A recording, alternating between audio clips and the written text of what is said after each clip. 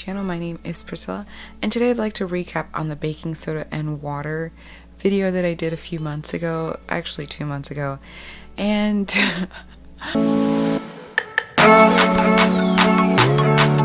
I'd like to tell you guys that I'm no longer doing that, only because it's very salty, and I wasn't able to maintain that, and it was disgusting to drink. So